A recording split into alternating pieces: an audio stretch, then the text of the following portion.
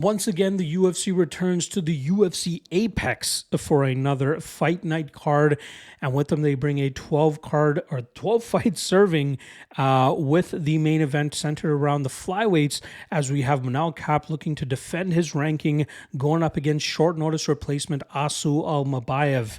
Now, some people might scoff at the middleweight placement here in the co-main event, as we got Cody Brundage going up against Julian Marquez.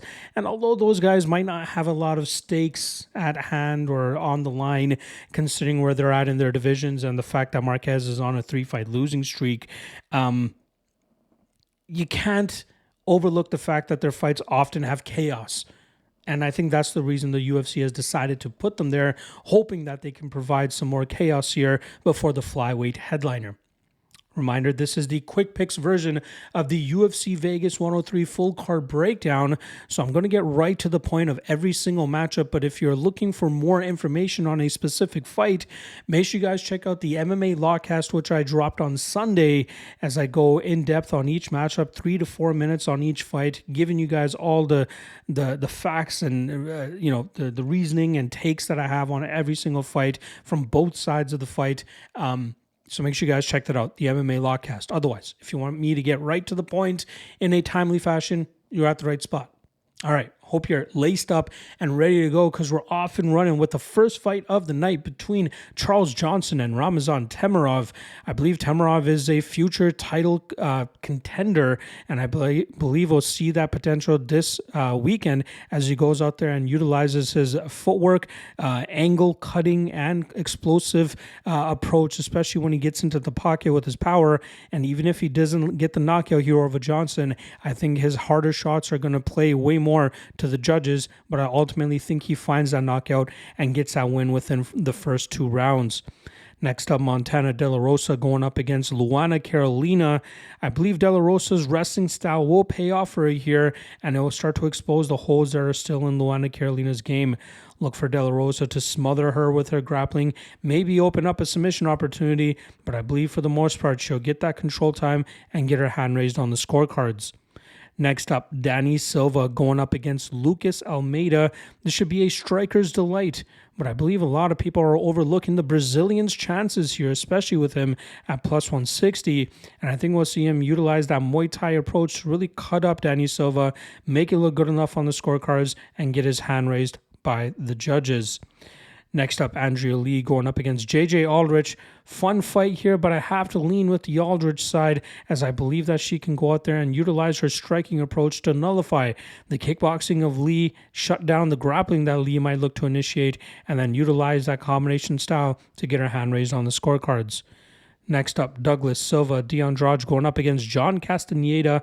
I believe Castaneda is the better overall fighter here, but de Andrade can make things very close considering the power in which he throws with. But I think Castaneda will utilize a good combination of his striking, footwork, and takedowns to end up winning this fight on the scorecards. Next up, Ricardo Ramos going up against Kape Mariscal. Mariscal taking a ton of love from the public in terms of betting and parlaying him, and I have to agree. I think he sets too high of a pace and has a much superior overall grappling game here with his wrestling and BJJ to shut down the game of Ramos and overwhelm him, eventually breaking him and winning this fight on the scorecards. Next up, Danny Barlow going up against Sam Patterson. This should be a fun striking battle where Patterson may look to try to get this fight to the ground, but the wrestling background of Barlow will allow him to keep this fight upright and then utilize his power striking approach to land that left straight down the pipe, which I think will eventually catch Patterson and put him clean out. Next up, Amil going up against William Gomis. I expect Amil to go out there and utilize his high pace and high pressure to shut down the game of Gomis, keeping him on the defensive and eventually either getting that 3rd round finish or winning this fight on the scorecards. Next up, Austin Lane going up against Mario Pinto. I do love me some Mario Pinto here, who is going to be making his UFC debut. I think his takedown defense will be good enough to shut down that side of Lane's game, and I think he is the superior striker, which will eventually lead to Pinto finding that knockout and getting his hand raised. Next up, Nasrat Haqparast going up against Esteban Ribovics. This should be a solid striking battle, and I believe the public is very high on Ribovics after that fight of the year he had against Daniel Zellhuber back in September.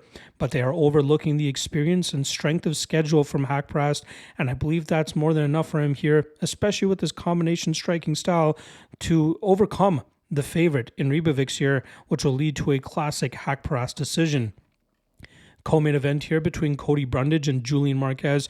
As I laid out at the top of the podcast or segment here, this should be a very chaotic matchup, which is why the under 1.5 around -150 is probably the best spot to go in this fight. But in terms of picking a side, I'm going to have to lean with Marquez, as I believe his power striking approach and slick submissions could eventually catch Brundage in some trouble. We've seen Brundage get hurt over and over again, and I think Marquez is able to do that here. Although on the flip side, Brundage might be able to catch Marquez with something, considering all 3 of his recent losses have come by knockout. But I'm going to go with Marquez here and look for him to get a club and sub eventually within the first round and a half. And then the main event, very fun matchup here between Manel Kape, looking to defend his ranking against Asu Almabayev, who is stepping in on short notice for an injured Brandon Royval. Look for Kape to utilize his defensive grappling to shut down that game of Almabayev, and once Almabayev decides to strike with him, that will be the beginning of the end, as Kape should be able to land more effective strikes, might be able to find the knockout, but I ultimately think we'll see Kape land more damage over the course of 25 minutes to win this fight on the scorecards. There you guys go. Quick picks for UFC Vegas 103. I will be back tomorrow for the free parlay, Lucky Two-Step, Lucky Trinity. Let's see if we can get on back on track with that. See you guys then. Peace.